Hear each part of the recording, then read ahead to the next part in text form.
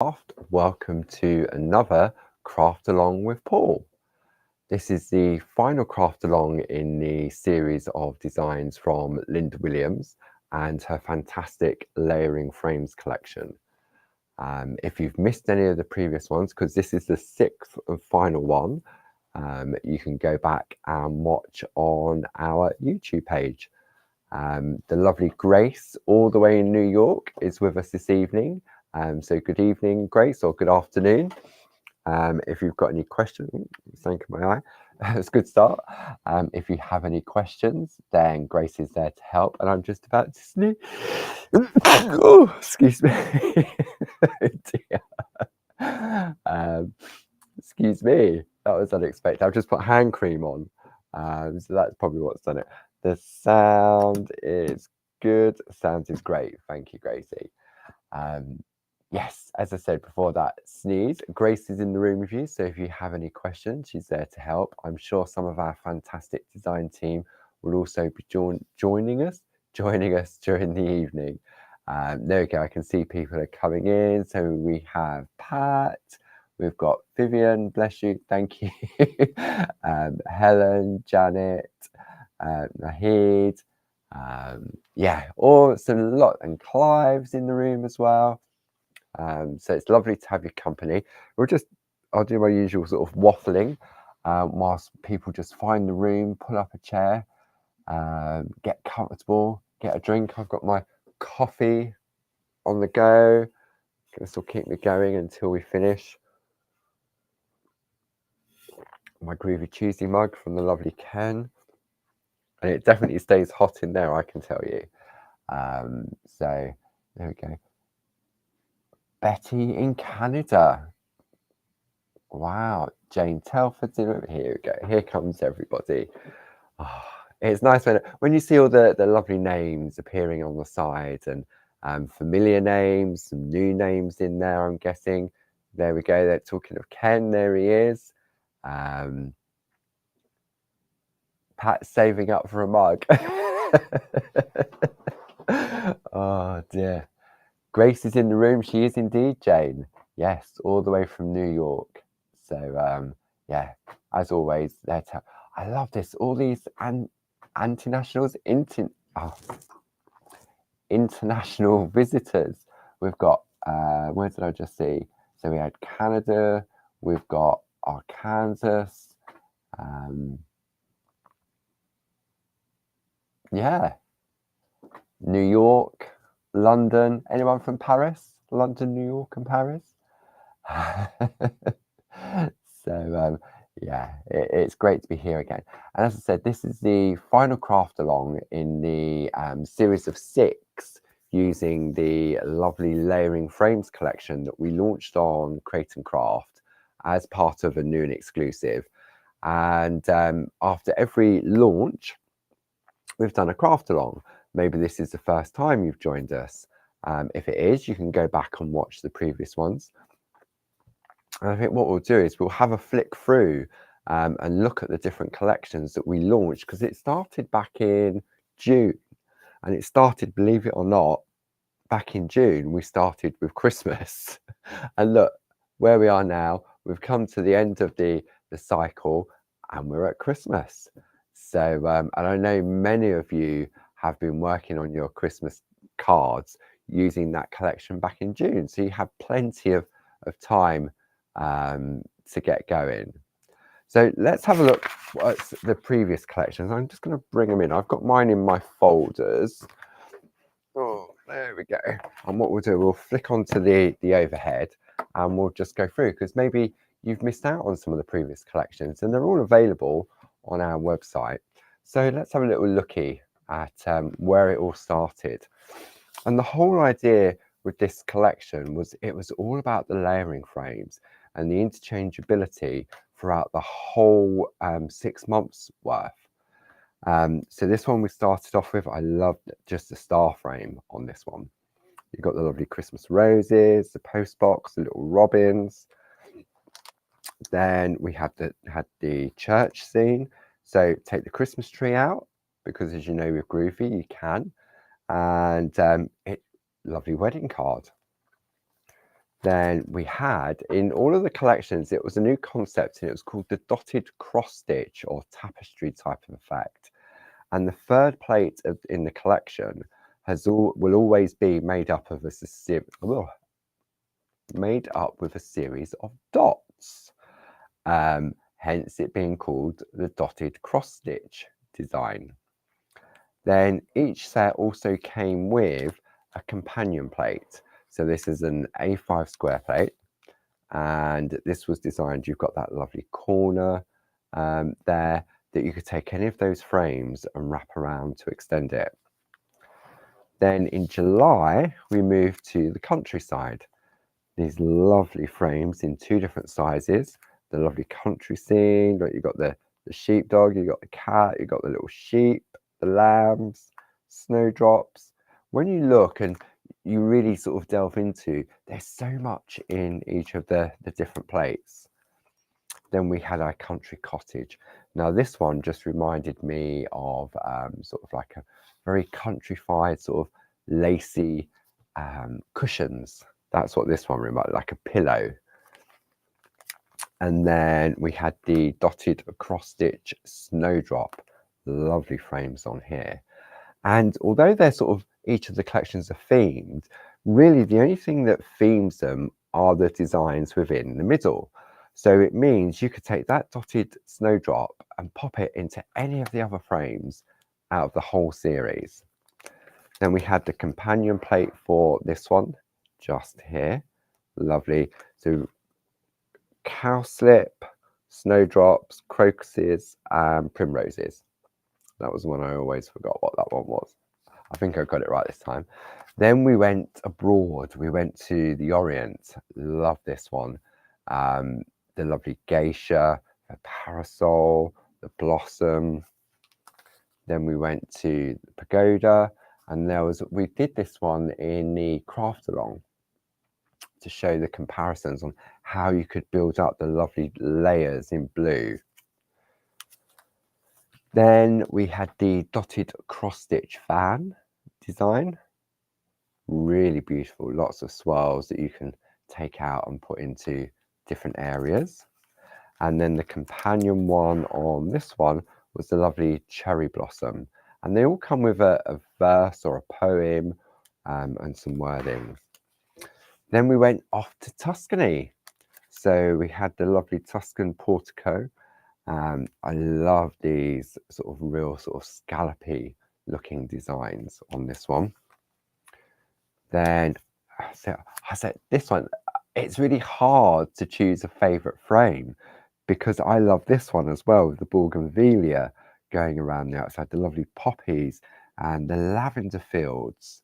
Really, really stunning. And then we move on to the dotted design. Love this one as well. Can you hear what I'm saying? I love this one, I love that one. It's so hard to choose a favorite design because they all have lovely design elements within each of the different collections. And then the final one in this one collection is the you've got the poppies, cornflower, and then the lovely verse on there as well. Okay, and then I've got mine in our storage folder. So that's the first set in there. Well, not the first set, but that was the first part of the collection. And then we move on to the last two sets, and we went all Celtic. So you've got the Celtic harp. I loved it. Got to stop saying it. You have a beautiful rope type of woven frame on this one. You've got it in the circle, and then the lovely square version. And then you've got the lovely, I'm going to stop saying lovely. I'm going to stop. I'm just, it's so hard, isn't it? And when you see how this collection's built up over the 6 months, it's amazing. This is the waterfall. You've got daffodils there. You've got your what are they called? It'll come to me. A gate, some trees, some clouds. Then we had the dotted cross stitch entwined heart. So you can see the heart just there, like so. and then entwined that way. But if we turn it that way, it looks completely different, doesn't it? Thistles, thank you, Jane. Thistles. Thistles to you too. Then we had the companion plate as well. And then the final stop on our destination was Greece. And this is Linda's Windmills of Mykonos, this one here. And then the one that I've taken out, I've taken this one out. This one is Santorini, just like so. And I've kept that out because we're going to need that one. And then we had the dotted cross stitch lemon tree. Look at this. I'm trying not to say the word lovely. And the final companion plate is the lemons. Lemons. Eat, sleep, travel, repeat. It doesn't matter where we go, just as long as we're together. Find your beautiful destination, buy the ticket, and take that ride. So it's amazing to think that we started this series 6 months ago, back in June, and we started it with the Christmas. And I've got a couple of the samples behind me. You can see the one just above my head, where you sort of mix and match the frames. And then there's this one that way, that's using the frame, and it's not Christmassy at all. And then this one down here is using the frame with the Celtic harp. So it shows the interchangeability of how they work, so to speak. So what we're going to do for this evening's craft along, there's a downloadable list which Grace will pop a link up to, so that if you want to craft along, you can. And it's got the product code on there, and you can tick what it is you're going to need to craft along with. Okay, so as you work through, you'll see if you've got the collection, then that's great. But the one we're going to concentrate on is the Santorini plate, the one that I already took out.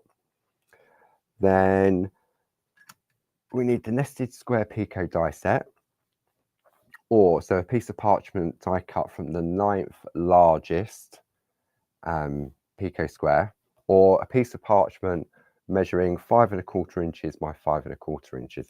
Let me come in on this one on here so we can really, here we go, see in a bit more detail. So, and then the starter kit. So from the starter kit, we need the black bat, we need the tools, and tumble dryer sheet, groovy tabs. Then we're going to go with the the metallic gel pens. I'm going to use the blue one. So if you've just got the blue, I mean, you can go for any color. I just thought with the Greek, with the Santorini, the lovely blues. I'm going to show you what we're going to work towards in a moment. We need our pergolina pencils, our colouring essential kit, which contains the Dorso oil, the spot on sponges. We're then going to use the blending pen with nibs, Shenandoah companion paper, or any of the other companion papers, entirely up to you. 7x7 white car blanks, a tape runner, and antique silver brads. Okay, so that's what you're going to need if you would like to join along with us this evening. But maybe you're tuning in afterwards, so you can easily download this list and then just work through. Make sure you've got all the bits and pieces together. And then what we're going to do, this is the piece that Linda created, and I'm just going to concentrate on this smaller area here, okay, just to show the versatility. So when I take my piece of parchment, which I've already die cut, you can see all I'm going to do, I'm going to make a smaller card, but use the design exactly how it comes. Okay. Good evening, Humberta, or afternoon, I'm guessing. all the way from America. So there we go. So that's where we're headed. So whilst you're gathering your bits and pieces together, let me show you some artwork from this collection. Okay, right, so the first one is the Windmills of Mykonos. Okay, so we looked at the plate. This is it traced out completely. So it's an A4 square plate. Okay, and then we have some stunning artwork here. So the first one here, see, look, it just changes. Look, I mean, go for a swim in the sea. That'd be lovely, wouldn't it? And that piece is from Linda Williams.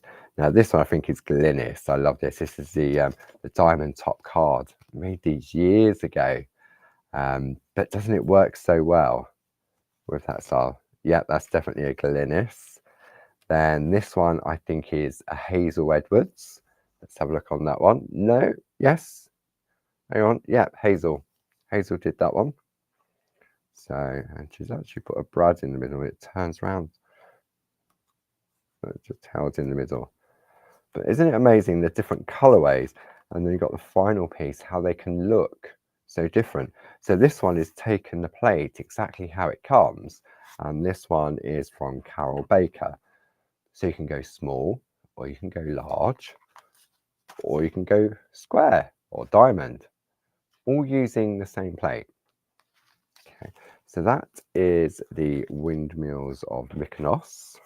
So we'll pop those to one side so they're nice and safely. Then we move on to Santorini. This one is, I'm guessing this one is Francis. Look at that. It looks like porcelain, doesn't it? We'll just check. Yes, Francis. The design team, they do such a fantastic job, and they all interpret the designs differently.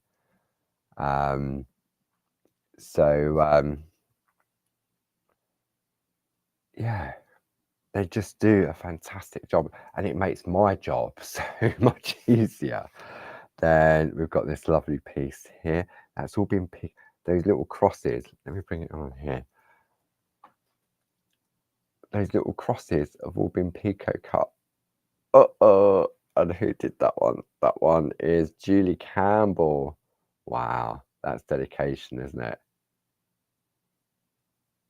Gorgeous. Then this, I know this one. This is from the lovely Josie Davidson with that lovely pointillism technique that she introduced to us. I think it was when we was, I think she did it when we went to Tuscany. She came up with the idea of just dotting on the back, and we covered that in one of the craft alongs on how to build up that. And Barb's often done the pointillism like that in the shack with just pencils, like a grey pencil, to do shading and to create stunning effects. Then the next one, I love this one, very sort of soft and subtle. So this one is another one from Carol Baker. They really do an amazing job. Just blows me away. It's like Christmas every time we release something new and the postman turns up, and you open the envelopes, you go, oh wow, who's done this one, who's done that one.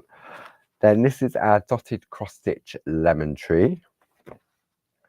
So it's quite, when you look, I've got a couple here just to show that sort of the difference, that one in size but two in colouring as well. And this has been done on a separate piece of parchment, and this one's been done by Karen Jackson. And then this one has been, I reckon this one is Jill. Let me have a look. Yes, Jill. All right, let me have a look at this and show this one to you. What Jill's done, she stitched, you know, we have our lovely embroidery plates that Glynis has been showcasing on the Clarity Matters blog. Well, there's no pattern for this. What Jill's done, she's just perforated at the point. She's followed the pattern and then perforated and then stitched through them. and then it's been stitched in that center one as well. So it shows how you can come up by using the same plates. Now this is on 3 different layers. You've got the white layer, the green layer, and then the green layer in the background. But it looks lovely on the craft card. Then, so that was by Karen Jackson. I think this one is Karen Jackson as well, using some of those. I think, what one is this? Is this a, this is King Charles lace frame that I recently showcased on Create and Craft. Clive has got a blurry picture. Is it just Clive, or am I blurry to everybody?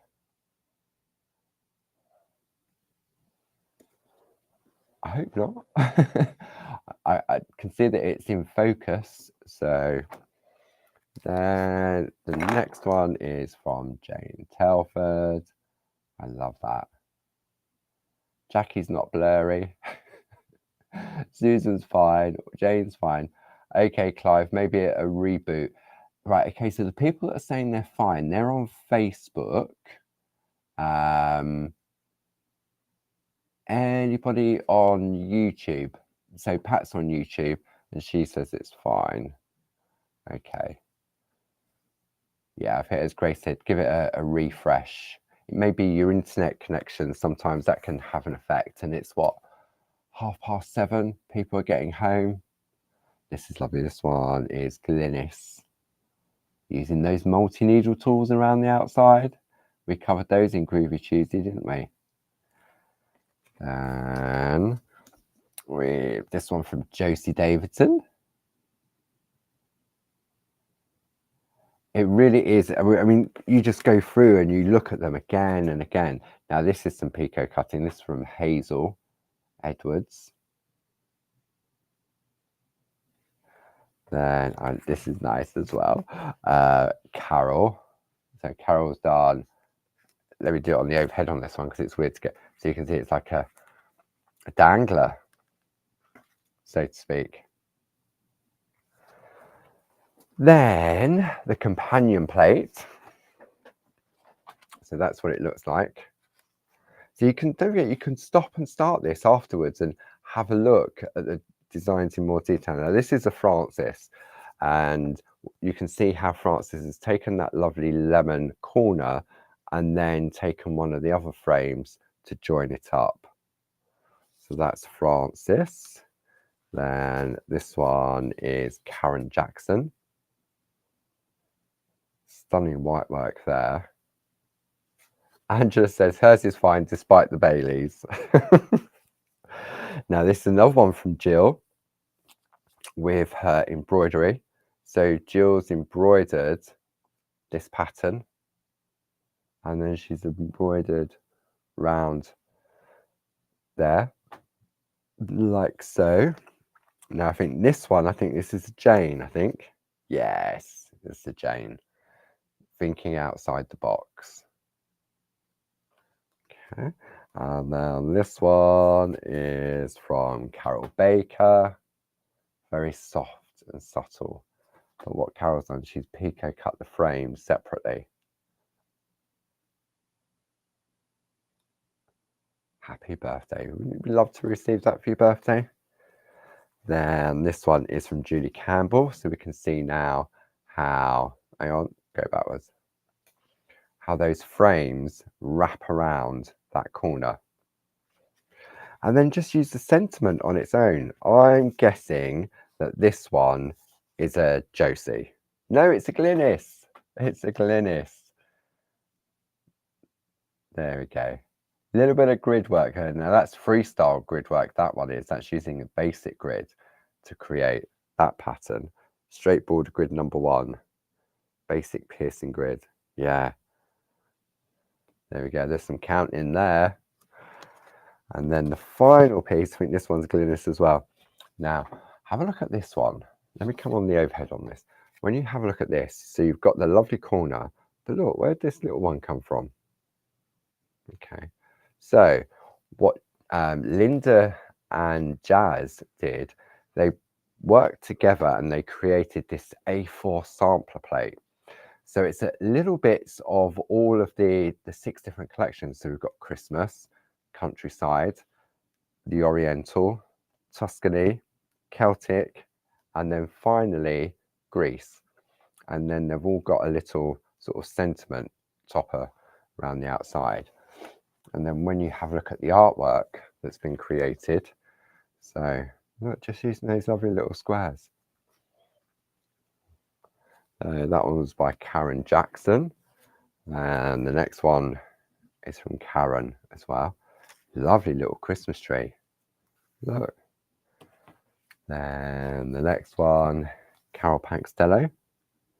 This is just using these dilly little designs in the middle. Another one from Carol Pankstello. I like this one. Now this is from Carol Baker. And Carol Baker has taken one of Linda's other plates. This is from the cone flower, flowers and lace, to create the frame, and then built up beauty, serenity. Look. So much detail. Josie Davidson, love this effect. The sections. This one is from Linda. Lovely little notelet. And then the next one is from Carol Baker. And I think when you see all this lovely artwork from the design team, doesn't it make you feel, right, I want to do that, I want to try this. And by having it here, say you can pause it, you can screenshot it, blow it up, have a look, see how it's been done. Or go on to Groovy Worldwide, the design team will help post it. Look, I like this. It's from Julie Campbell. And that's one of the previous collections in the center. Ask people to the design team to share again if you're not sure. So Paul showed such and such in this one, and he said it was done by such and such. Can you put it on Facebook again for it? They will. They're happy, more than happy to help. And then the final one is from Jane Telford. Whew. I think I need a sip of coffee.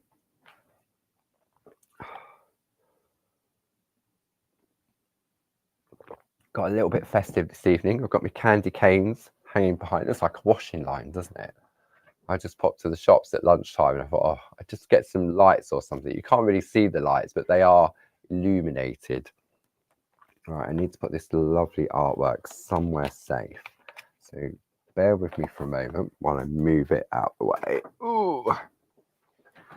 Okay. And then I reckon, oh, I've got 2 more pieces to show you. Apologies.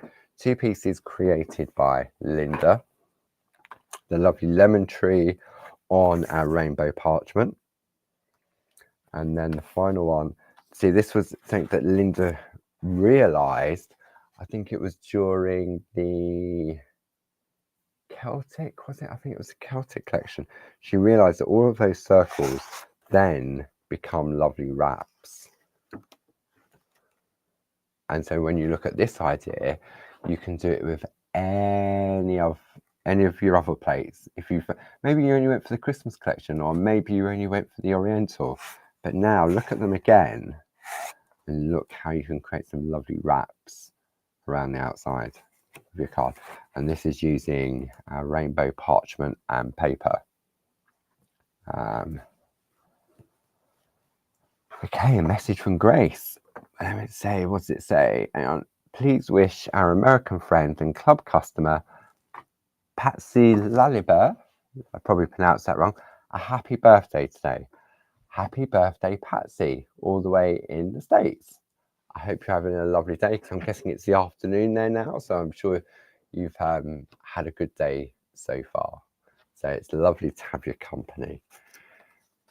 Apologies if I did mispronounce your surname. I'm rubbish with names.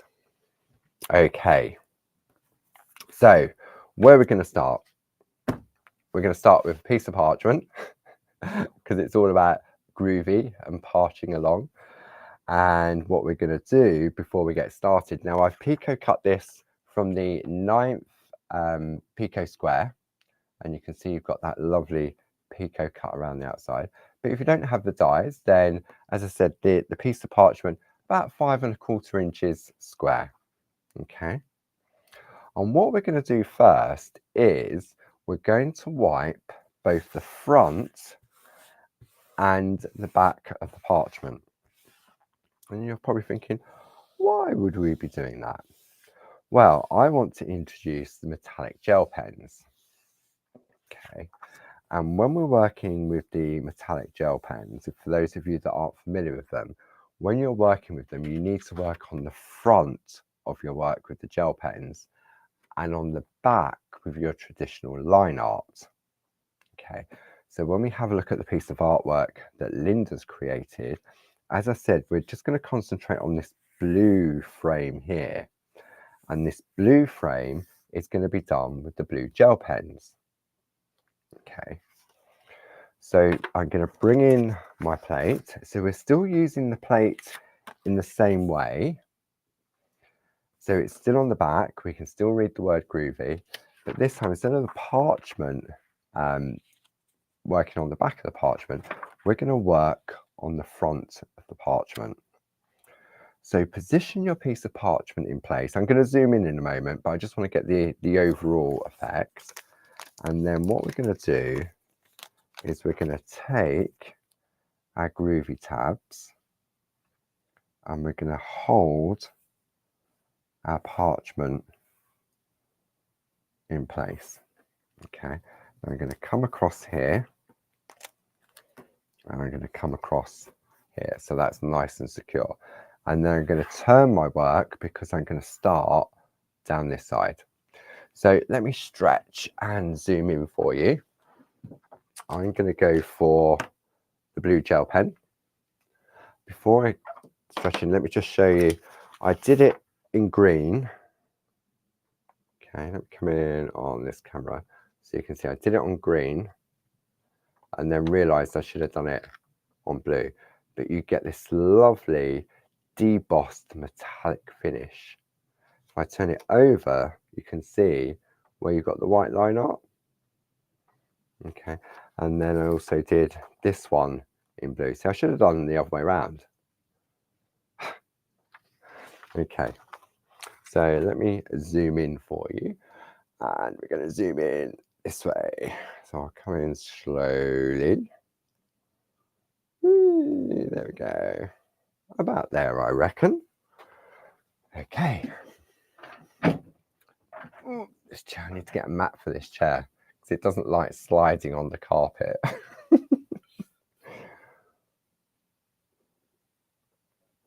Slurp of coffee. Now, what I'm going to do, I'm going to take my groovy guard to lean onto. I'm going to start from the inside and work outwards. And what we're going to do, instead of tracing out like we would normally with the number 1 tool, we're going to trace out with the gel pen. Okay, so I'm just checking I've got the parchment the right way. I have. So the pen, because it's, see, the groovy number 1 tool has got a stylus which is a 0.8, and the Pergamano gel pens have got a 0.7, so they fit perfectly within the groove. And it was a fluke that I worked this one out. It's that we got them back into stock, and because they're Pergamano, you know that obviously you can color with them, you can use them on cardstock, you can use them for your everyday product, lovely to write with as well. But I thought, I've always loved the effect of sort of where some of our design team members, they did that lovely gold work on the front, but I don't have that steadier hand. I mean, I've got a steady hand, but not when it's tracing out. I really don't. So what we're going to do now, rather than, if I was using the tool, I would go there and I would go like that and job's done. With the gel pen, what you're going to do is press in, but you need to go slowly so the ink is able to flow from the pen. Now, if you do go too quick, you see what happens? It embosses and gives you a white line. But don't panic, because you just go back in and you just go slowly. And there you have a nice straight line. So then we're going to repeat this process. And what we're going to do, we're going to trace out the complete frame using the blue gel pen. Okay. Who has, I know many of you have invested in these fantastic gel pens. Who's tried them? What do you think? Because I know we've sold so many, and it'll be interesting to see. There's the 7 different colours. I know I digress. Let's have a look. We've got the 7 different colours. So you've got your green, your blue, your pink, your purple, your bronze, stroke copper, your silver, and your gold. Now, the gold, silver, and bronze work slightly differently. Okay, what I found with those is that I needed to emboss with the number 1 tool and then go in with the pen. Whereas with the purple, the pink, the blue, and the green, I can go straight in. Okay. So let's continue with our journey. Now, who's doing this at the same time? Anybody? Or is everybody just watching? Are they just here for the chat?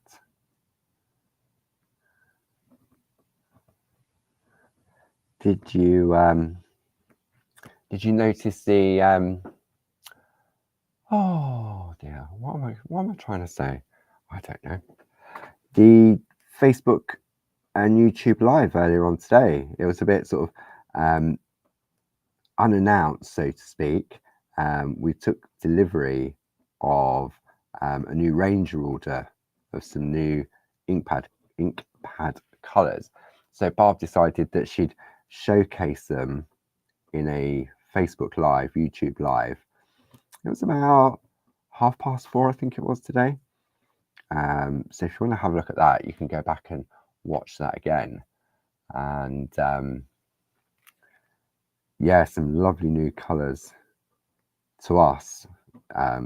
First time we've seen them. Not seen them, but first time we've stocked them from Ranger. So it's a series of archival ink pads. There's a couple of new distress oxides, a couple of distress ink pads, the mini ones, the large ones. So, and obviously the brushes are back in stock as well. They're great little stocking fillers. They really, really are, as Bob said. I mean, the gel pens are lovely little stocking fillers as well. Ken. So tempting. I know, we're terrible, aren't we? Now, if you find that you go too fast and you happen to jump out of the groove, then don't panic, because you can take the eraser pencil and rub it out. Okay. Oh, Jane's off shopping. She's going to have a look at the new colours. Naughty Jane. Well, it could be a Christmas present, couldn't it, Jane? So, or it could be that you want them in a Secret Santa. That's it. When they turn up, you can just say, oh yeah, no, I didn't buy them. I didn't buy them, Colin. They were a Secret Santa. I won them. Yeah, Secret Santa. We won't tell Colin. We might tell Pete though, Glynis, if Pete's listening. Yes, Pete, it's a Secret Santa. Anything that comes through the door from Clarity, Glynis has won. She hasn't bought anything, honest.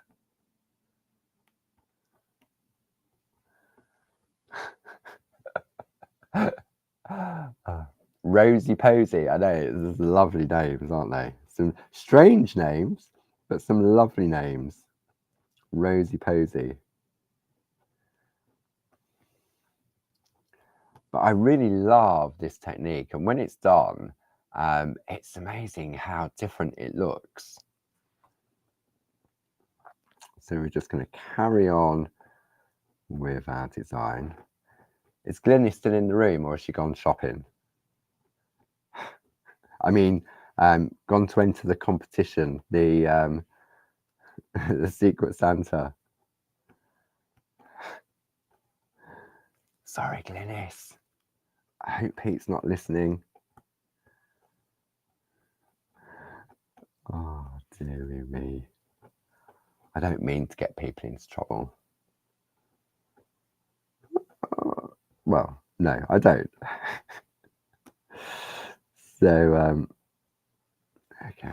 And it doesn't take long. It's just a little bit more slower than it would be if I was using the number 1 tool. But it's all about enjoying the process, isn't it? So we're just going to carry on and enjoy it. Okay. So now let me bring this in on this camera so you can see how you've got that lovely metallic look. And this is on the front of our piece of artwork. Okay. Am I wicked? Really? I don't mean to be wicked, Pat, honest.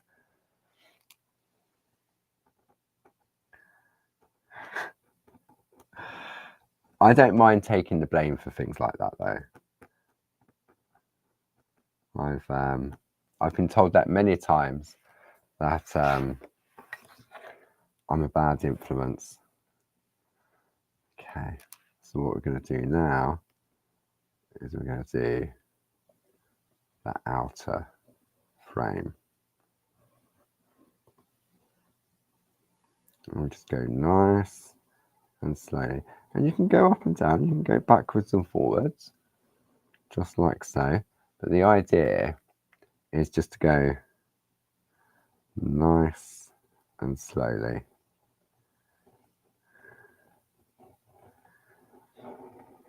And I'm just holding the pen sort of normally. You don't necessarily have to hold it completely upright. But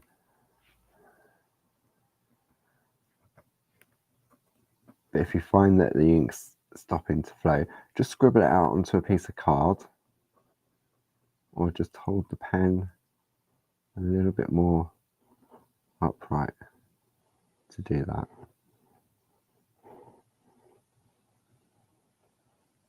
Okay, so that's one side done. Didn't take too long. So I'm going to swing around now. I'm going to do this one to allow, I mean, it's not wet, but I don't want to bring my groovy tab round and cover that up.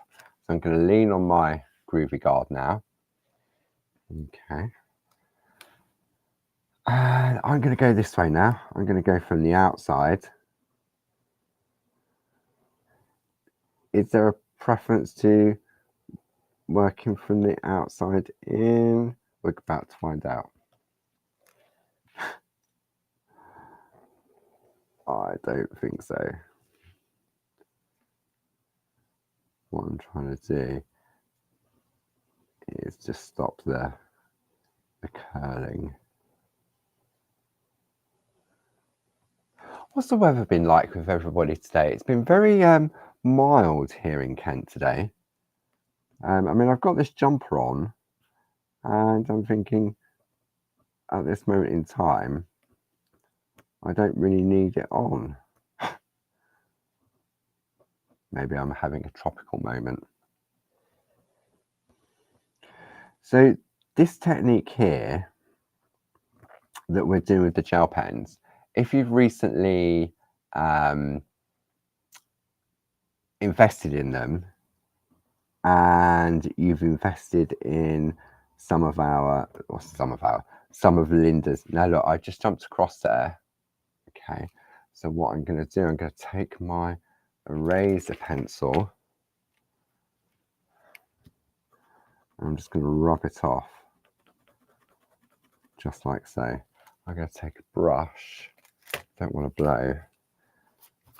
and just get rid of the debris. Okay. So yeah, so if you've recently invested in the pens and you have some of Linda's other collections, the other frames that we looked at the beginning of this hour, now imagine doing those frames with a metallic pen.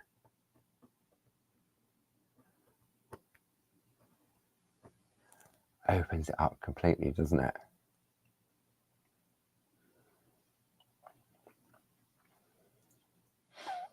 So let's have a look. So James felt very cold. Colin said it was mild and dry in Oxford. What else we got? +6 in Nova Scotia and sunny. Is that good for this time of the year, Joy, for Nova Scotia? +6. I think the whole things. Let's have a 72 and windy in Florida from Patsy. Dull and very grey in Derby until 4. Then we had a beautiful red sky. Yeah, I saw, Vivian, many people posted this evening what a lovely red sky there was in parts of the UK. There was a question there I saw from Pat. Any tips for reviving Inca Gold? Wanted to try it on my Parchment and it's dried up. I don't know, honestly. I don't know if Glynis is still in the room. She would have used Inca Gold back in the day. She may be able to help that. But if you don't get an answer here during the live, then pop over to Groovy Worldwide and ask the question there, Pat, because there's going to be someone on there that would have used it traditionally and will know the answer to that question. But I've never used it myself, and it was one of the products that as the stock ran out, we decided to discontinue when we bought Pergamano.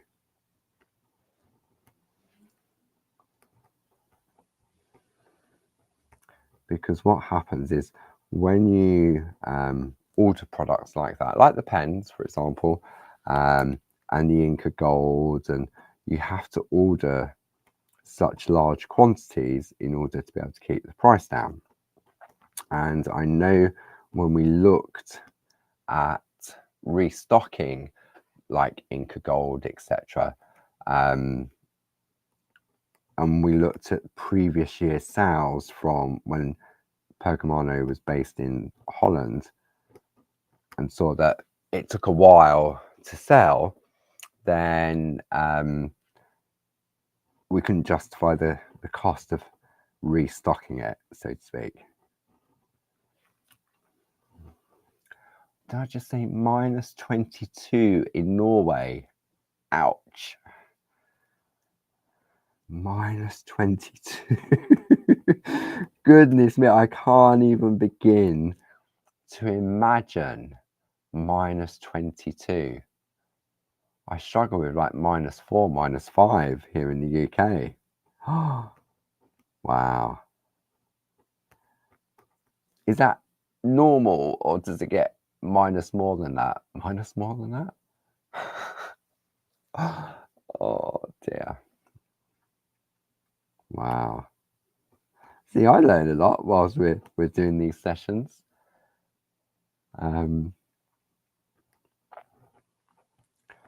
I get worldwide weather updates.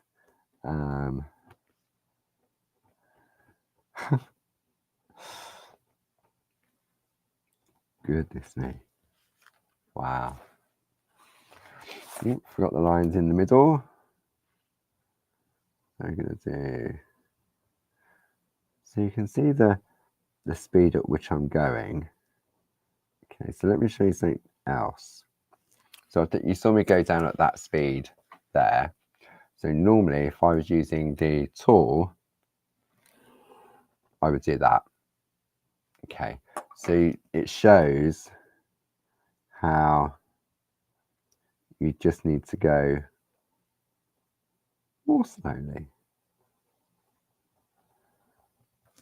There we go. Now what I can do, I'm going to swing it back around this way. I'm going to remove my groovy tab from here. And I'm going to relocate it over there. So I can now do this side. Okay. Whew. How are we doing? Everybody all right? See, it's very quiet in the chat tonight. What is it? It's Friday evening. It's 7:50 in the evening here in the UK.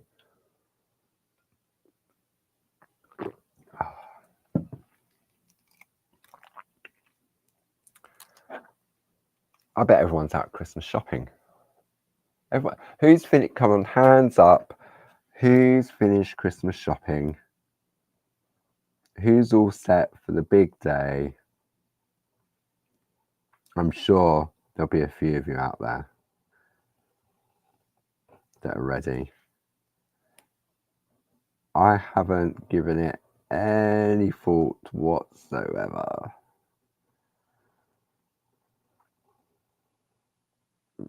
Well, I have. But that's all. I've given it some thought, thinking, oh yeah, it's only a week away. Oh yeah, it's only 2 weeks away. Oh yeah. I knew Jane would be all done. Misorganized. But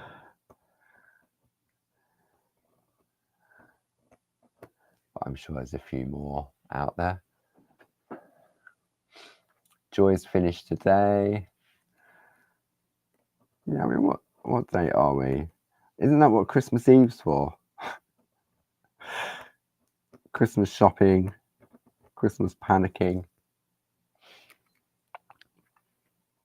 I suppose it depends on how many people you need to buy for, doesn't it? And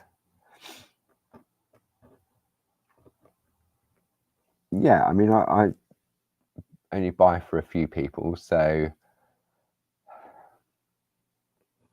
I know I shouldn't leave it to the last minute, but I've always left it to the last minute. Why change the habit of a lifetime? So Heather has tried the gold pen, can't get it to work on the parchment.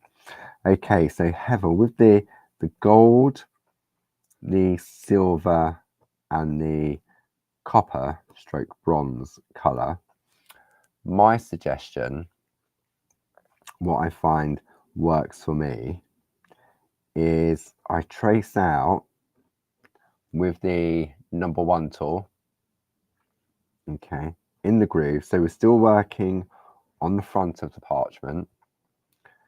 Trace out with your number 1 tool. Oops, jumped out again. Get rid of that. And then go over with the gold. Okay, but for me, with the gold, the silver, and the copper stroke bronze, you need to go even slower than I'm going with the blue. Okay, so give that a go and see how you get on. But yeah, the gold, the silver, and the bronze have slightly different nibs to the blue, pink, purple, and green.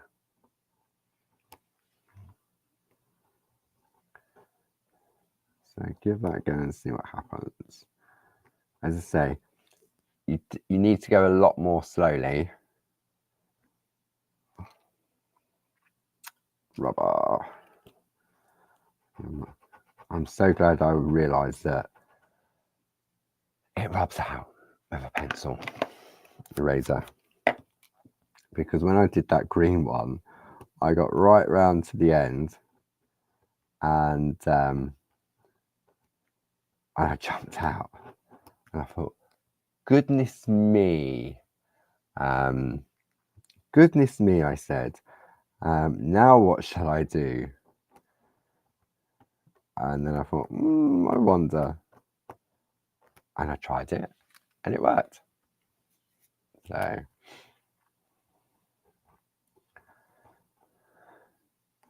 and I was very pleased of the outcome on that. So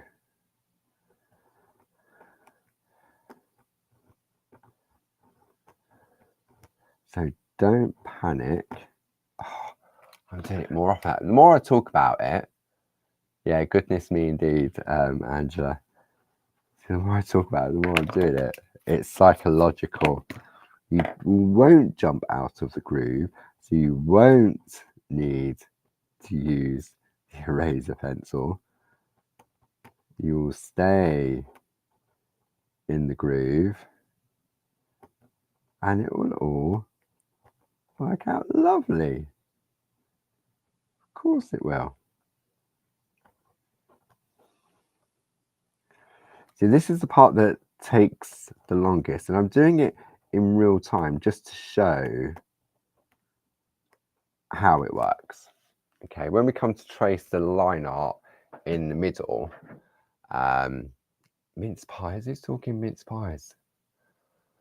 I must admit, I'd say one thing.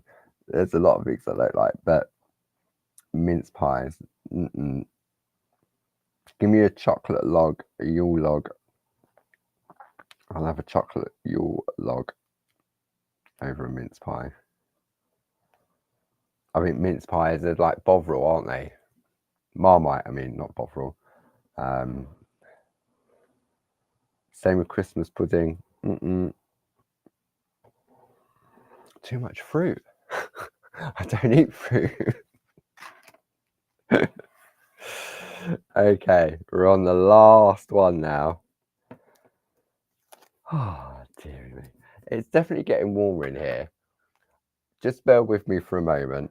Just have a look at this lovely piece of artwork from Linda. I'm just going to disconnect my mic. I'm not going to disconnect it. I just need to unclip it from my jumper. And I need to take my jumper off because I am melting. I can't believe. Probably can't hear me because the mic's down.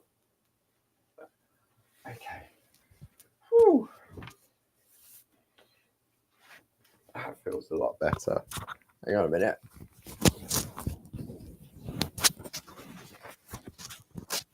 Just clipping the mic back on.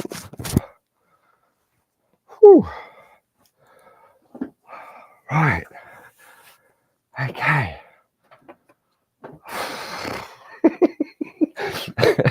Who'd have thought that I'd be really warm in November? No, December. Right. Goodness. Okay. Last side on this, and then we've done the frame. Okay. Chocolate cake. Oh, chocolate cake. Oh, right, that's moved. Hang on. Right. See, it's great because it goes back in the groove as well. Oh, Jackie's just stuck a card upside down. Send it to someone in Australia. That's the easiest way. Or you just trim it down and put it onto another card. Slowly.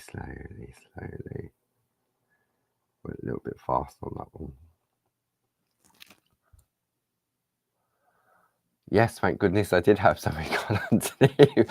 Otherwise, we would have been staying on the overhead for the rest of the evening. And where would I have clipped the mic?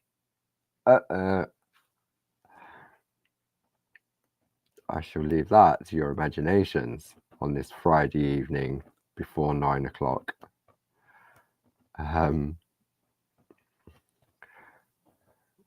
Probably scared everyone off now.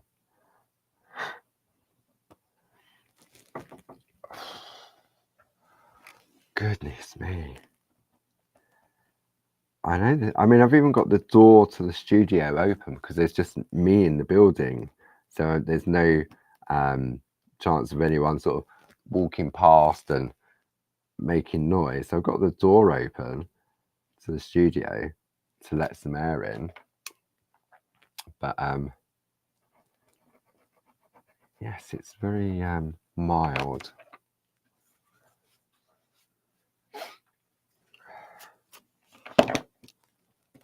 Okay. So we've established that Jane is all set for Christmas. Who else is all set? Or some of you like me wear Christmas Eve? See, I like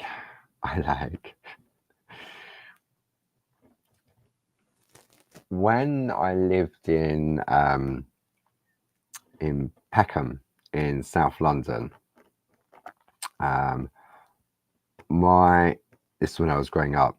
My next door neighbour was a cook in the school kitchens, and this was when the school kitchens actually did the cooking for the meals on site, or some of them did anyway. And lovely Eileen, she used to do, I mean, she used to cook a lot of the different food at school, but her speciality was the puddings. Now, for those of you in the UK, will probably feel, you'll probably remember chocolate sponge pudding. Okay, and then it used to come with chocolate custard. Now, I didn't like the chocolate custard because I don't like custard, but the chocolate sponge pudding. Okay, so that was one of my favourite puddings. And then the sponge pudding with the jam on top with coconut sprinkled. That was another favourite. And then the third one was the sponge with the white icing and hundreds of thousands. And every now and again, my neighbour would, especially the sponge with the jam and the coconut,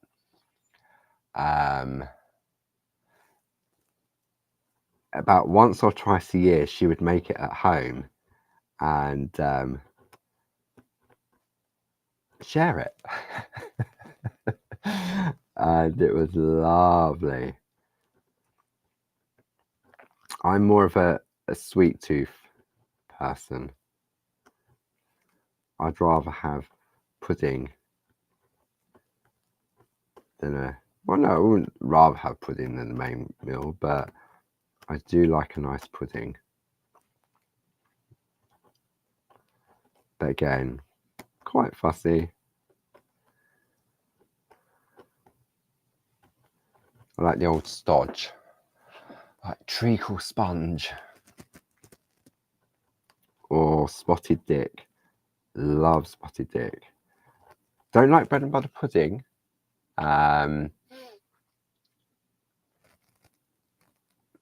Yeah, I suppose it's like the suet puddings, isn't it?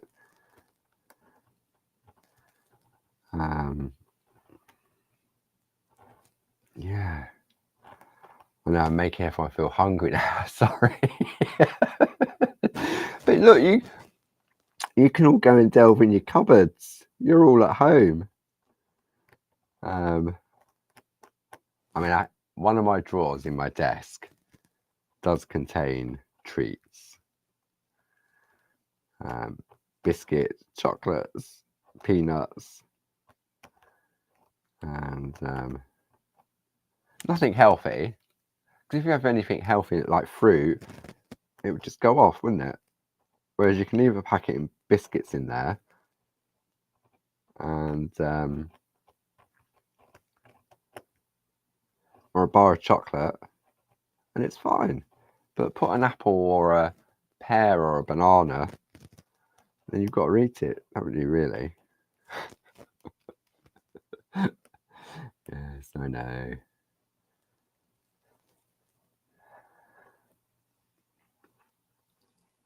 But I did have, what did I have the other night? You can get in the supermarket those little puddings in plastic dishes, like bowls that you can just pop in the microwave for 10 minutes or so, 2 minutes even. So I had, jam roly-poly. I love jam roly-poly. It was just two of those little puddings that had jam on them. And then they got zapped in the microwave, poured out into a bowl, both of them, squirty cream all over, and then a flake crumbled on top. That was my pudding, and it was delicious. Right, my frame is finished. Let's have a look. Let me bring a white piece of card into play. So don't forget, this is the front of our piece of artwork now. Okay, so now let's come in on this one. So now you can see that lovely metallic finish to it. Maybe you can see it better on the overhead one. Yeah, there we go. Just catches, doesn't it? Okay, so that's the part that's going to take the longest out of the whole project for this evening.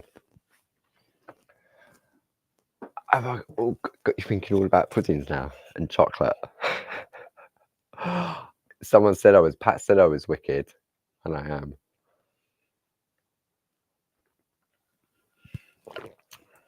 Treacle pudding, spotted dick, spotted dick, treacle or jam, yum, yum, yum. Definitely Jackie, I'm with you on that one. Oh dear. Nothing in the house. That's one way of dieting, yeah, I suppose. I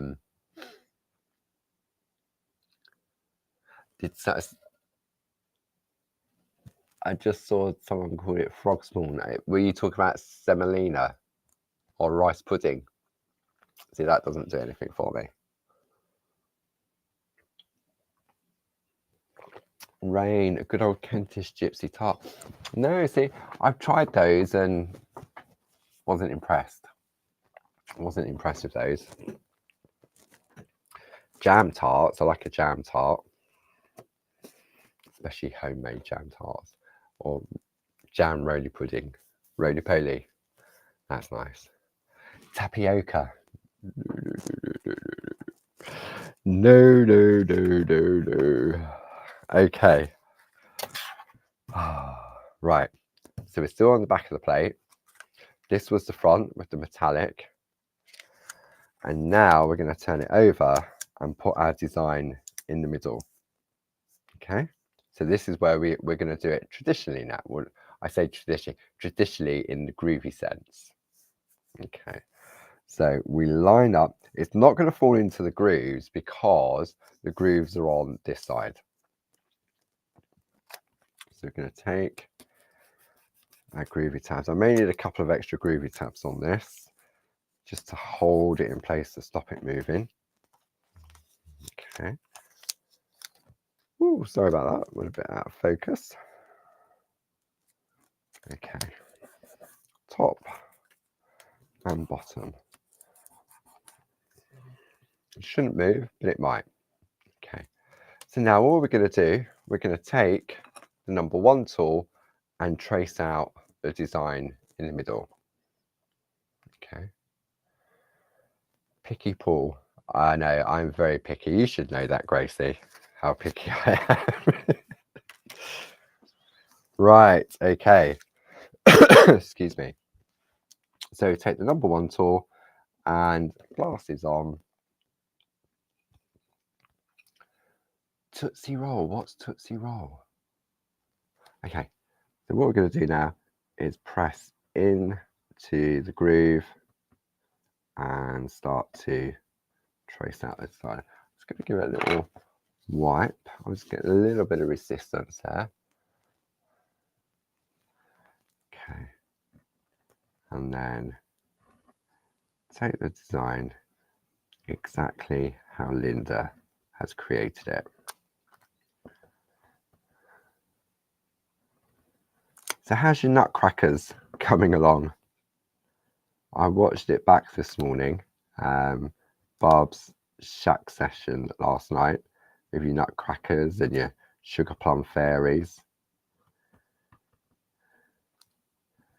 They looked amazing. And I love the effect of the colouring and the overlay.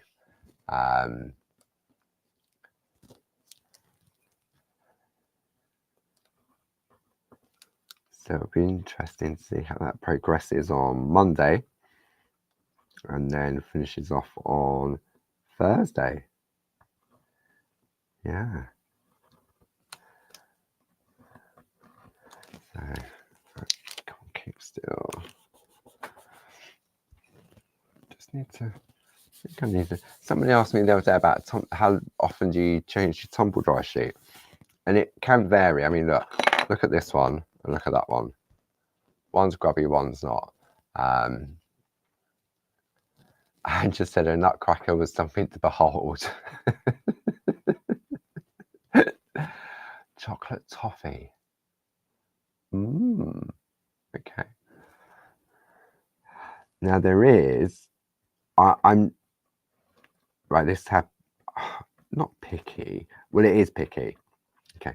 I prefer your everyday household name chocolate. Okay, like your Quality Streets, your Cadbury's, your Galaxy, all of those type of things. The more luxury chocolates like Thornton's, Hotel Chocolat, Lindt, they don't do anything for me at all.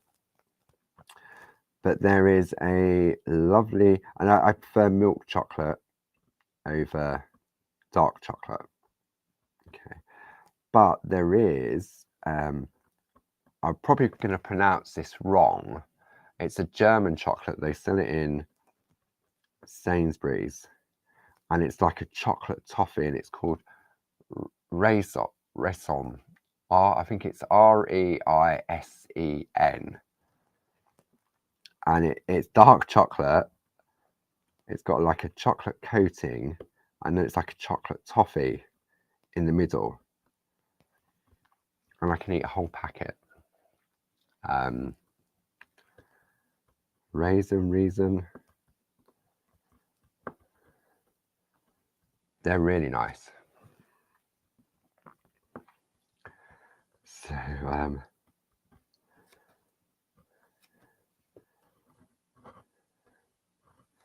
I wonder whether that's similar then. Chocolate toffee.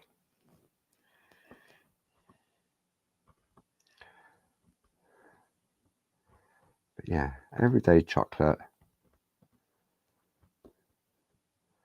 is, I prefer anyway.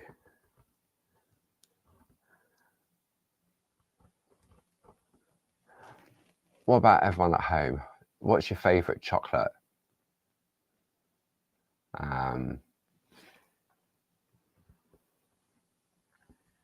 What's your favourite chocolate bar? Come on, share with everybody. Share your secrets with everybody on the thing. Dairy milk, yep, dairy. See, fruit and nut. I'd have fruit and nut over dairy milk. Although I don't like the almonds. Galaxy, yes, Galaxy. I'm not for all this salted caramel stuff. It's just got to be milk chocolate. Raisin bar, green and blacks, dark chocolate, Bounty, Star Bar. What's a Star Bar? I've heard of it, but I can't think what it is. Bounty, yeah, I like a bit of coconut. Salted pretzel choc from Aldi at the moment. Toblerone, no, don't like Toblerone. Galaxy out of the freezer. Ouch. Any chocolate apart from white chocolate. Yeah, I don't like white chocolate either, Richard.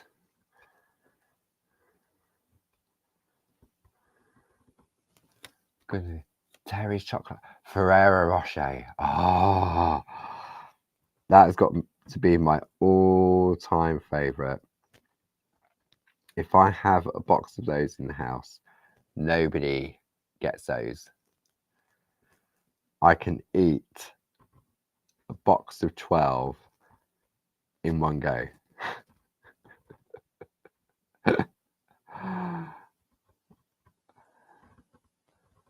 But the original Ferrero Rocher. I don't like the white one or the dark one, or just the original Ferrero Rocher.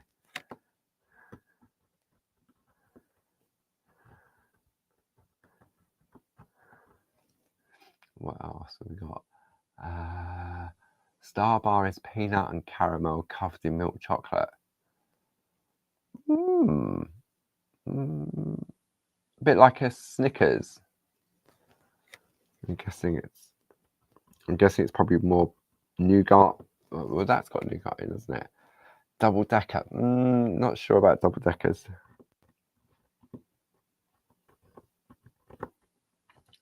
What else we got coming up? Mint matchmakers. Yeah, mint or orange matchmakers. Gracie says all of the above. Gracie. Oh, you're as bad as me. Star Bar is chewier than Snickers. Isn't it funny how they changed the names of it? I mean, that used to be a marathon. Snickers used to be a marathon, didn't it? So then I go through phases of just Galaxy or just fruit and nut, and I eat so much of it and then get fed up with it, and then I have to go on to something else.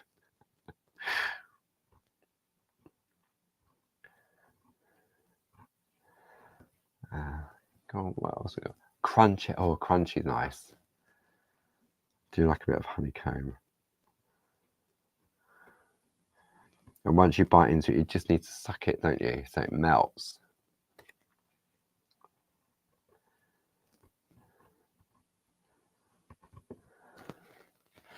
Okay, so we've almost finished tracing out our design. So as you trace out, you see different elements of the design. And you think, oh, I didn't notice that.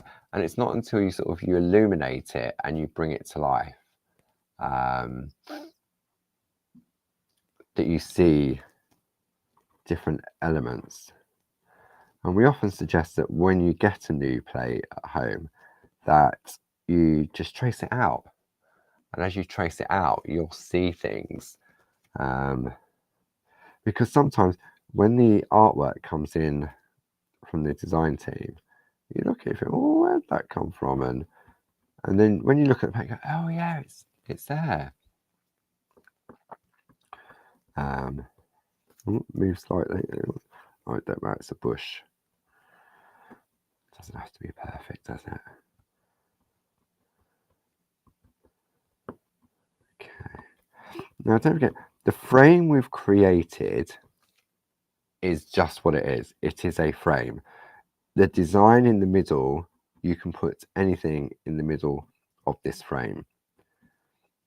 And I just thought I'd keep it simple and go with exactly what is on the plate.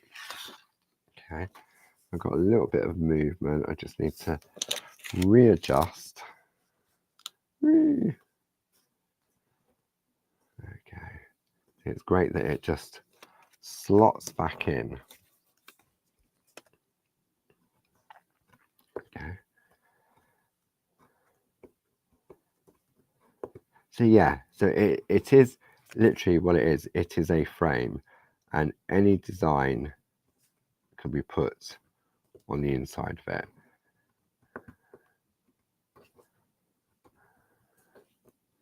See if I don't want to pop that one in, I don't have to.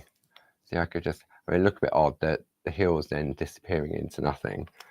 But I could put that hill in and then continue that down. It's just about having choices, isn't it? But we'll stick to the plan. I'm not going anywhere until we're finished. I'm enjoying talking about chocolate. Chocolate raisin and nuts. Yeah, I love chocolate raisins. Prefer raisins over nuts. Lidl's do some lovely chocolate raisins.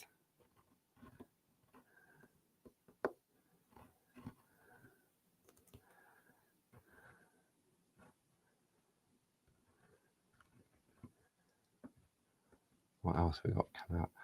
Yogurt coated ones. No, see, yogurt just sounds too healthy. Yogurt sounds way too healthy. It's got to be chocolate or chocolate.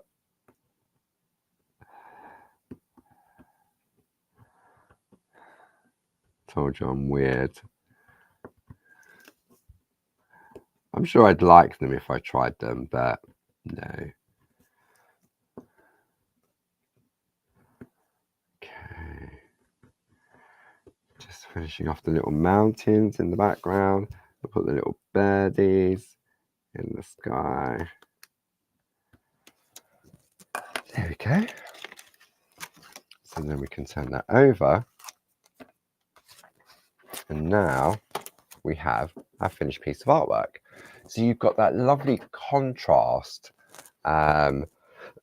Excuse me. You've got Grace has got to get some chocolate. I'll have some, please, Grace. So you've got that lovely contrast now of the blue metallic line art against the crisp white line art of Parchment craft, really. Sorry,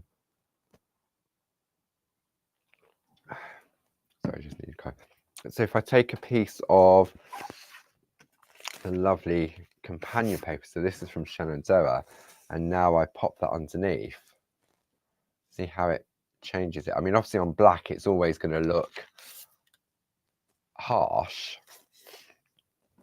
but I mean, if I put that on white, you're just going to lose the whiteness of the design. So this is where the companion papers really come into play. Okay, so when you think, I could have took that circular frame and I could have popped the design in there as well, or I could have put a Christmas design in the middle. You really, if you've gone for all 6 collections over the past 6 months, if you've been collecting it, like, yeah, gone for this one, gone for that one, or you've just got plates here and there. So you imagine you've got 3 of the A4 square plates. So it's 3, 6, 9, 12, 15, 18. You've got 18 different sets of frames, but you haven't got 18 sets of frames because each plate has multiple frames on them. So that could last you for the next 2 years if you just like the frames, and then you put your work inside it. So it's all about, don't buy them and then just use them once and put them to one side. Have those as your staples that you can go back to. Start off, just trace out loads of frames, whether you use the gel pens or whether you do it with the number 1, the number 2 tool. Have frames ready to go so that when you think, right, okay, I've got to send a thank you card, you've got a frame, then you just need to put something in the middle of it. So you're sort of halfway there, aren't you? If you've spent the time ahead, it's a bit sort of like planning. And I suppose it's the same when you look at those lovely lace grid work from designs from Josie. They do take time and they do take a little bit of patience. But I think when you go into that process and you can build up a stash, initially it's going to be hard because you're doing it again and again and again and again. But once you've got that, think about what you've achieved, what you've got, and then you think, right, I need to send that special wedding card or thank you card or just a birthday card, you've got those lovely frames good to go. And whether you put your artwork on a separate piece or whether you put it onto the same piece of parchment, it's entirely up to you. So just think about what you've invested in over the past 6 months, year, 2, 3, 4, 5, 6 years, whatever. Go back, pull some of the old designs out and go, you know what, that would go with this, that would go with that. I'm just saying. Okay, so we've got, I'm on the front, so I'm on the back now. See, I get confused and I'm doing the project. So what we're going to do, we're going to add some color to it now.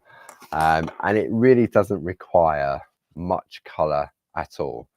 So it's the blue on the domes, a little bit of gray, a little bit of blue there. You don't really need to add any white into the buildings, but we will, just to show. Okay.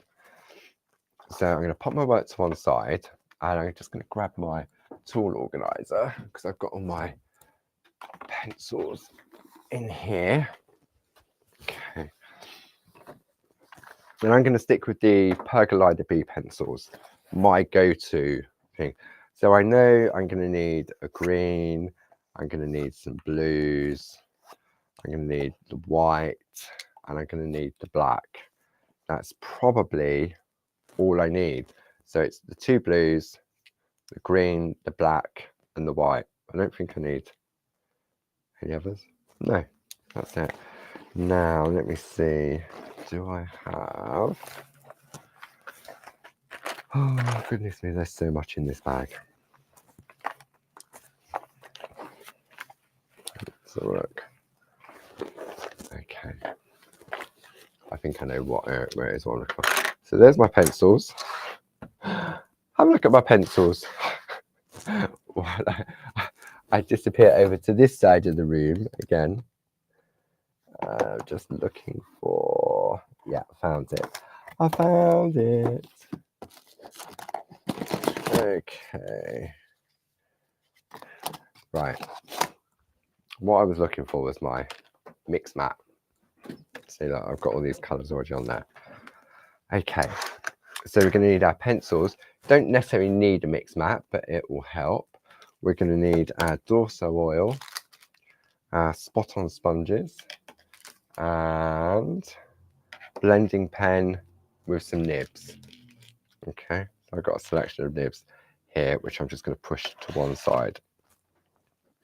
Okay, so what we're going to do now is introduce some colour to the back of our design. So I'll do the pencil work first. So hang on, no, flip it over. See, just make sure that you can't see the metallic pen when you're doing this. So what I'm going to do now, I'm going to introduce the blue to the domes, and I'm just very lightly scribbling on the blue. So this is the B4. If you've got your polychromo pencils, there'll be a blue little work there. So I was going to go there. Where else are we going? We're going in this dome.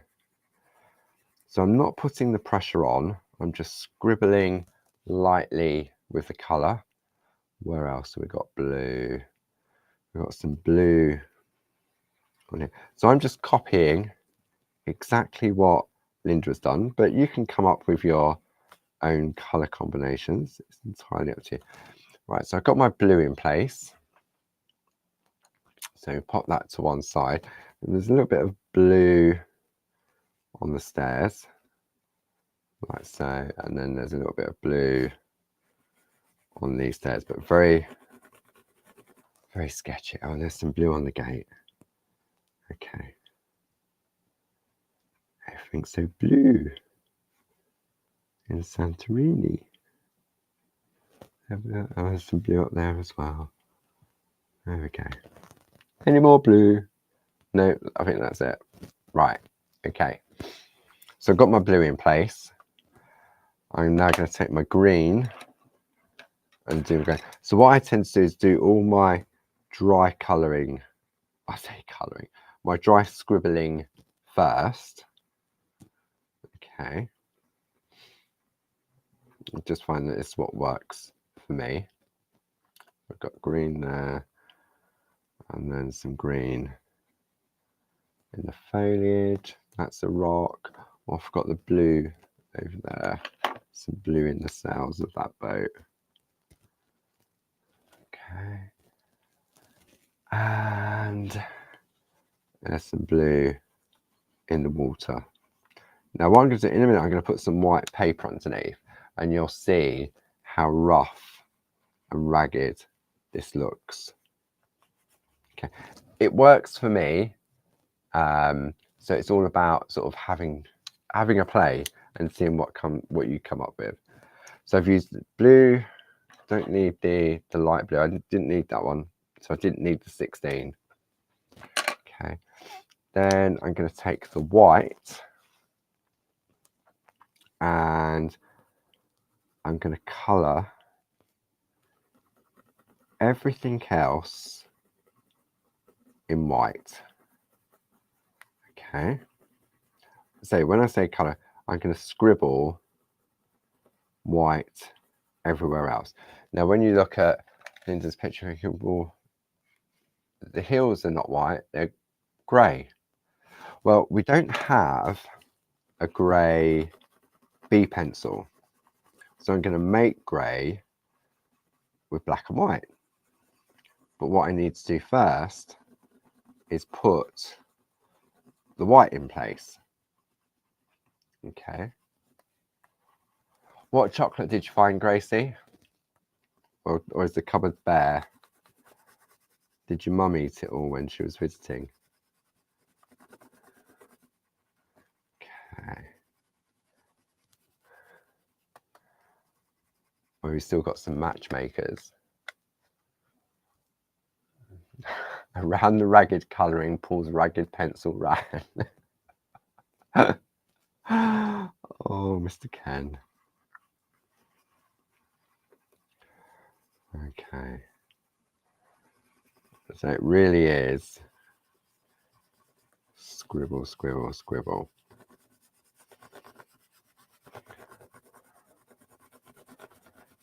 And I'm not applying pressure, I'm just, it sounds quite rough because we're going over the back of the grooves. Okay. So when you, no, it looks rough, doesn't it? Let me come over here. So don't forget, we're working on the back. If I turn it onto the front, it really looks dodgy. But let me turn it back to the overhead. And if I put that, where's that white bit of card? If I put this white piece of card underneath, this is how rough the colouring is.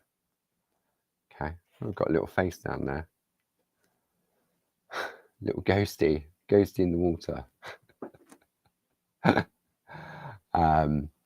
So that is my level of colouring, but this is where the magic happens, and it always blows me away on how you can get such a lovely finish. Okay, so I've got my spot on sponge. I'm going to take some Dorso oil. That was some dried out Dorso oil. I'm going to take my blending nib, a little bit of oil. There's way too much on there. That tiny little tap really has absorbed into the nib. So what I'm going to do, I'm just going to do it in an area where there is no colour, just to take some of it off. And now all I'm going to do, I'm going to start with the white. I'm going to blend out all of that white to make it nice and smooth. Okay, and I'm using the side of the nib. I come in on this side, don't know if you can see. So I'm not using the tip, I'm just using the side, okay, of the nib. Now when you start to see, or when you fail to see that the colour, see, look, you can see here, hopefully, this is nice and sort of soft and cloudy. This is really sort of textury. But when it stops smoothing out, just go and pick up a tiny bit more oil and come back in. Okay. Now you could do these larger areas with a tissue, but because I've got the other colours in place, I'd have to be very careful with doing a general dorsing. So with the nib, I have more control. Okay. Could I have done the whole thing in white first, blended all that in, and then put the blue on top? Yeah, I could definitely have done that. Maybe that would have been a quicker option.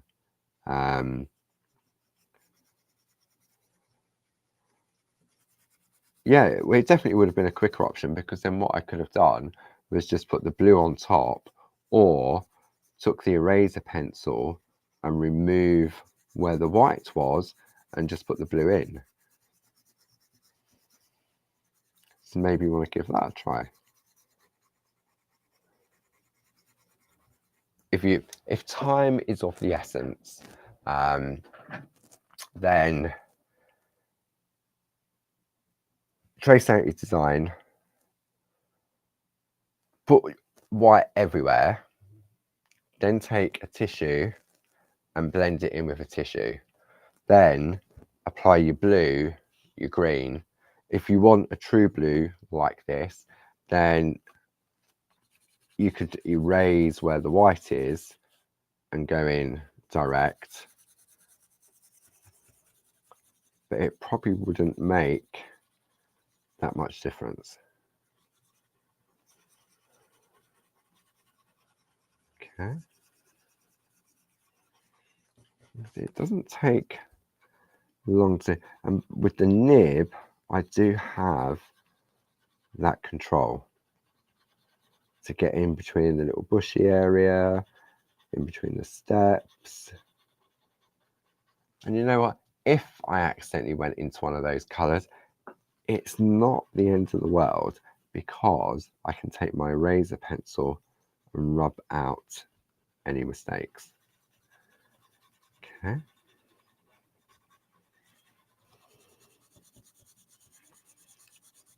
But for me, the magic of the pencils and the... Right, I'm going to do this bit here, because this is quite fairly, this is fairly white. Okay, so I'm going to take a tissue, man-sized tissue, so it's quite big. And what you're going to do is just fold it down into the square, and then roll it until you've got a point. So when you compare the difference, it's the same sort of surface area, but you haven't got the fine detail on the tissue as you have on here. A little bit of oil on there, and then I can blend that there. Okay, so that was definitely quicker. And I just need to be careful, but I do have more control with the nib. Okay, so now I've softened down all of the white. So what I'm going to do, I'm going to stick with the same nib.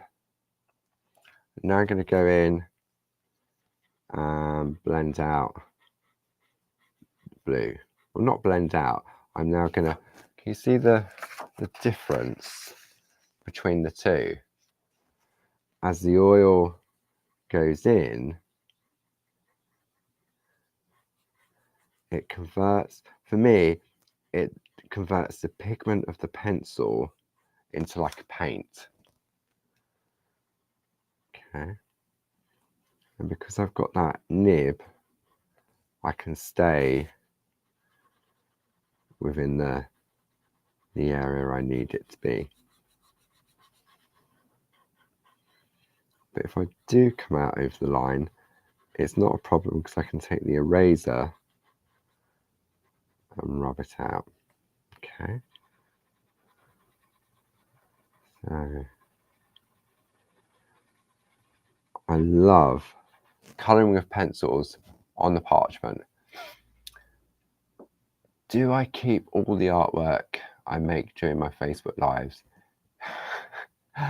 we do indeed. Yeah, nothing ever gets thrown away.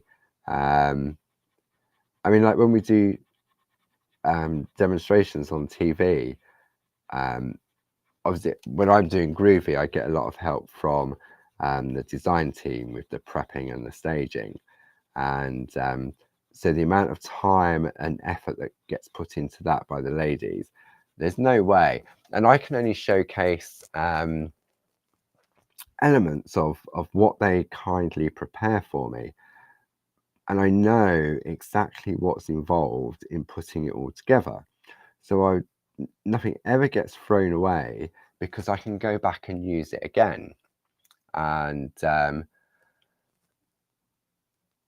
so recently I did the grid starter kit, and I had all of the previous demos from Josie Davidson that I'd used previously on TV, but I was able to highlight and showcase them again. So it saved both me time and also the lovely ladies that helped me with the chat, like Jane, Karen, Josie, Glynis, Linda, Lynn. So I can take that and I can go back and I can do a little bit of prep towards it just to get it back to a stage where I can showcase it on TV. So so during the course of next year, because it's amazing how it builds up. So we've been saying it for, Barb's been saying it for years. We need to get it organised. We need to get it sorted. We need to bring it all together so that we can do recordings of it and everything else. And we're actually going to start doing that next year. And we're just trying to put the systems in place because as we've been so busy, and you should go from one thing to another thing, another thing. Anyway, we made a start on Wednesday. When did Barb come? Barb came in on Wednesday, and we took one art room and we sort of gutted it and then put it back together and sorted it out. So it is a step-by-step process, but yeah, there is a vast library of artwork, and it will all get used again and again. So I'm going to change the nib now. I'm going to do the green. So I'm going to just blend that out, just like so. But you can see the difference, can't you, already, as you apply the Dorso oil to your piece. Now, how do we get the grey? So to get the grey, black is very strong. Okay, so all I'm going to do is just put a tiny little dot of black where I want it to be grey. Where else am I going? I'm going there. Maybe a little bit more than that.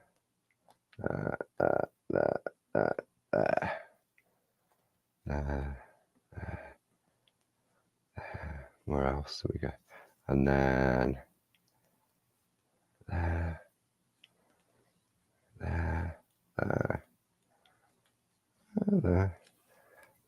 So it really is tiny little scribbles of black.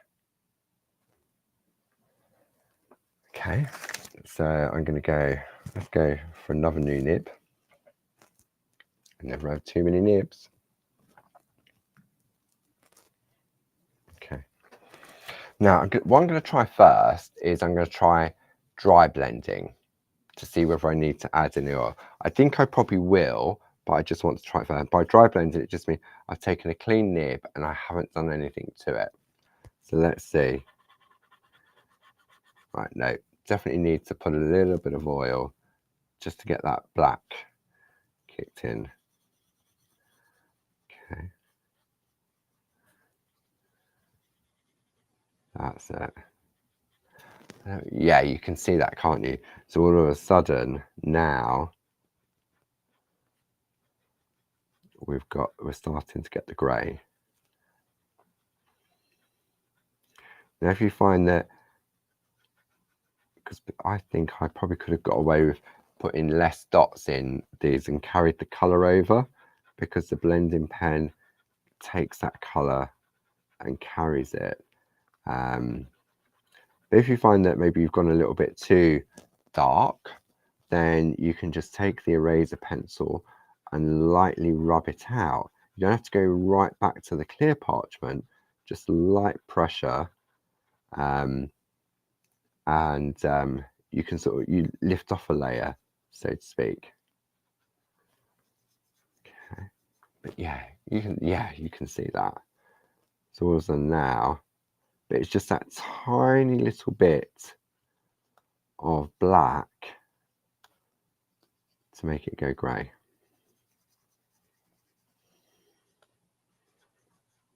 Okay. Little mountains. And what else we got? Okay, we've got this one here. So this one is,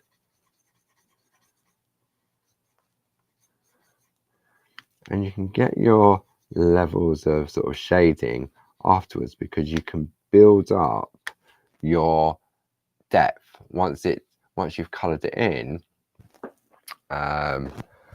What's Jane saying? Oh, that was my nose. Add a bit more Dorso oil to lift it off. Yeah, you can remove it with Dorso oil. You can also wipe the nib as well. Yeah, definitely.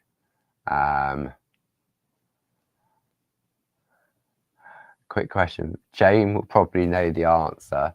How do you get the fur effect on Santa's white furry bits on the cloak? Is it scratching on the front, or is that just for polar bears? I'll let Jane answer. I think, is it a combination of scratching and stippling?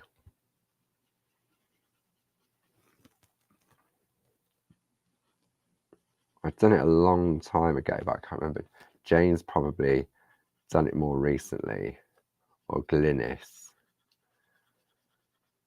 I think Glynis has done a runner.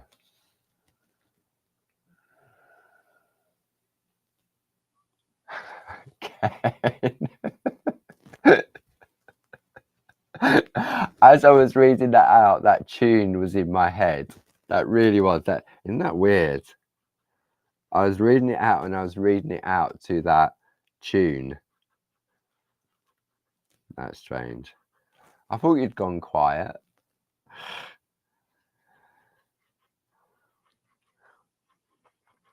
Toothache obviously hasn't affected Mr. Ken.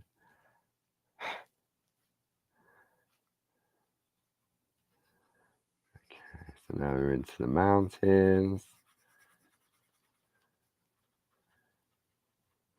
Okay.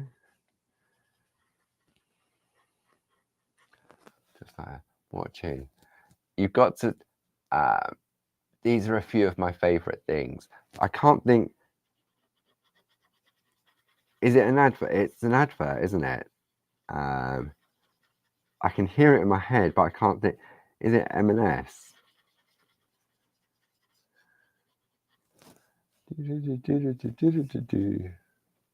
Oh, Pat, you can't see the what Ken's written, because Ken's written it on Facebook, and The Sound of Music. Gracie, are you able to copy Ken's ditty and post it into YouTube? I'm sure Gracie could do that, possibly. And then you can see what Ken has written. an advert. Sound of Music. Oh, I don't know whether I've actually watched the whole of the Sounds of Music. I mean, I've seen bits of it. I don't know. Thanks, Grace.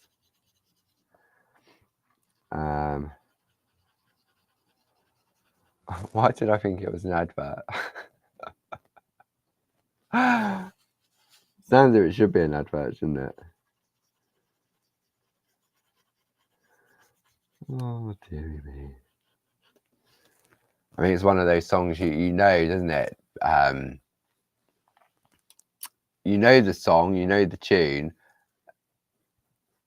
Yeah. Okay, where else do we want to go with this? So don't forget, this is all being done on the back. So we haven't got to worry about sort of like when I did the steps here, I don't have to worry about contaminating the white lines on the back, because when we turn it over, it's the front that's going to prevail. So let's have a look from the front now. And this is what we have. Okay. Oh, eyes are focused. Okay. So now I'm going to bring Linda's in as comparison. So I'm just going to zoom out a little bit because I've used different shades of blue. Linda used polychromos and I've used the pergoliners. Okay. So Clive, I did the same. I mean, what Ken wrote, as I was reading it, it was in my head as well. And I thought it was an advert, but it's Sound of Music. So let me pop this to one side. Okay.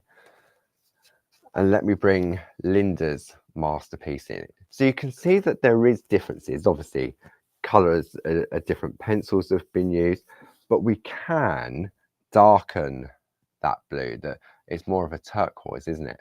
So what we can do is we can build up the layers of colour. So if I turn it over, then I can go on with the blue again. Okay. And I can also add in a little bit of black as well. Okay. So now if I take too much oil on there, it's just moving it around. But let me go back in. So you can build up your layers of colour. And maybe you prefer to use the Perga colour pens. Different colouring option as well. So now when we go in now, if I turn this over in a moment, there will definitely be a difference in the blues. I don't know if you can see. Yeah, see, so we've got a different shade of blue there now than we have here. So it's, if you hadn't have seen that, you'd be happy with that. If you hadn't have seen that, you'd be happy. Well, you'd be more than happy with that. I mean, it's done by Linda Williams, but you know what I mean, don't you? So, and because we've got that metallic blue, to me, this blue works better than maybe the darker blue does. Who knows? But now when you bring it up, let me come in on this camera. See, I think that blue works better with the metallic gel pens. So it's all about sort of the choices, but you can see how we got the grey by using the black and the white.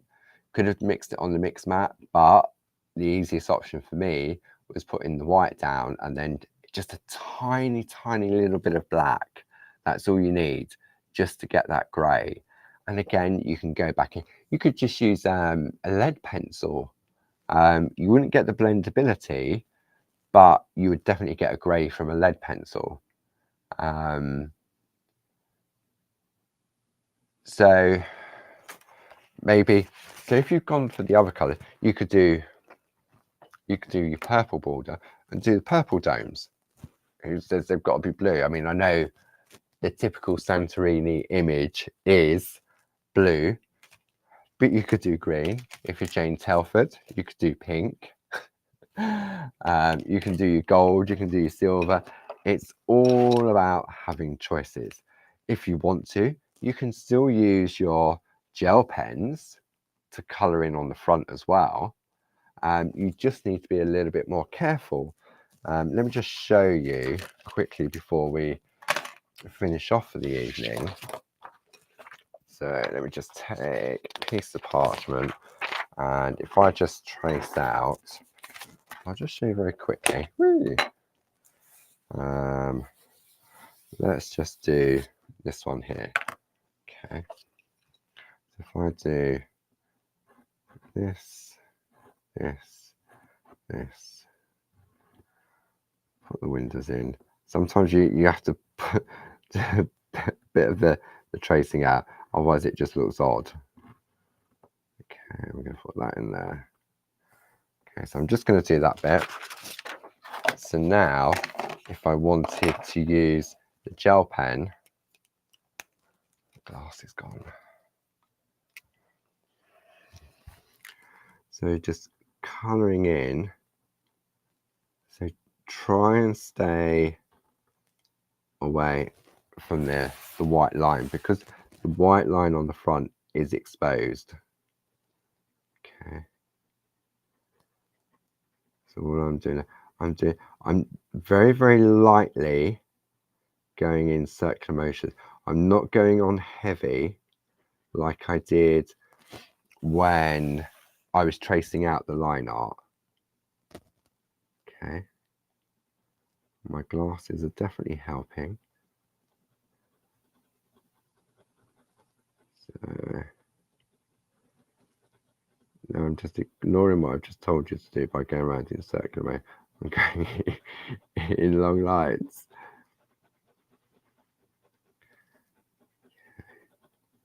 Because if you do touch the line, I don't think, I'm going to try it. Let me try it for you. If I was to accidentally go into there, I don't think it will take it off the front. Let me try.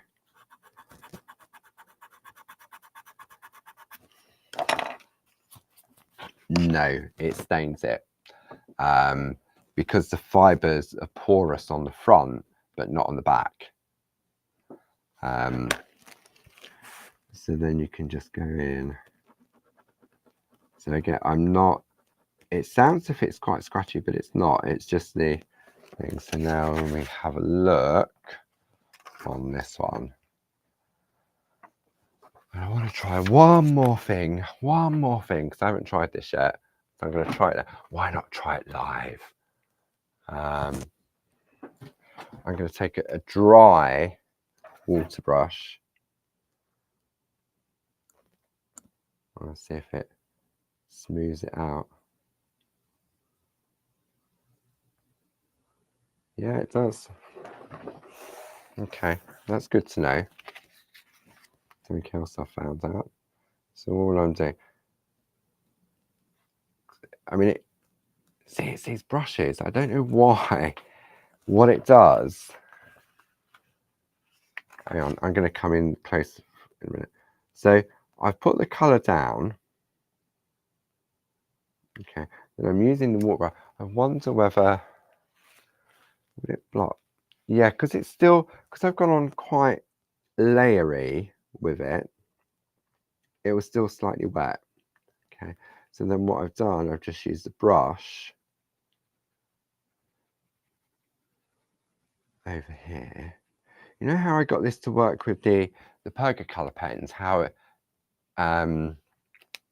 it took longer to dry using a dry brush than it did direct. Now let me just bring it in on this camera, because look, you still get a shimmer from it, even though I've used a dry water brush. That water brush has never contained water. So no, you can feel like as if I'm doing Morse code. I don't, because I don't know how Morse code works. But there you go. There's another technique. And it just came, it didn't come to me. I just wondered whilst I was doing it what would happen. That was all it was. The same with the technique of tracing out the line art. I just thought, will it? And I tried it. And lucky it worked. And if it didn't, it didn't.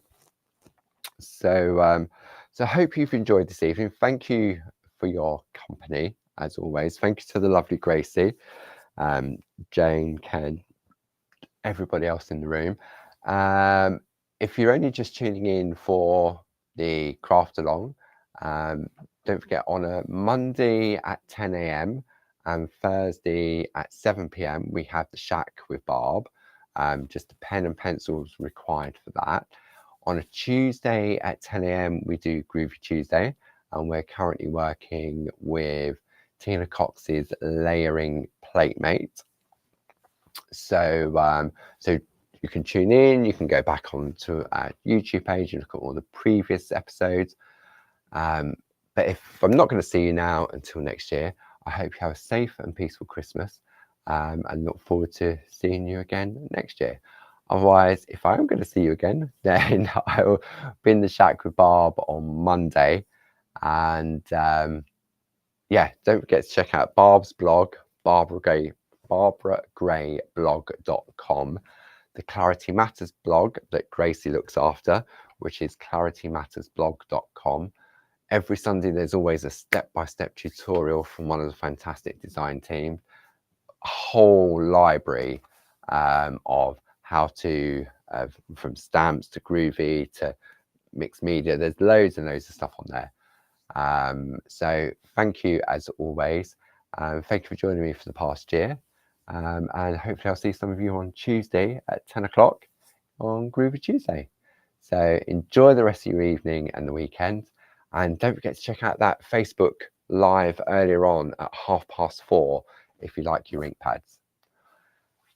Take care now, and I'll see you soon. Bye-bye.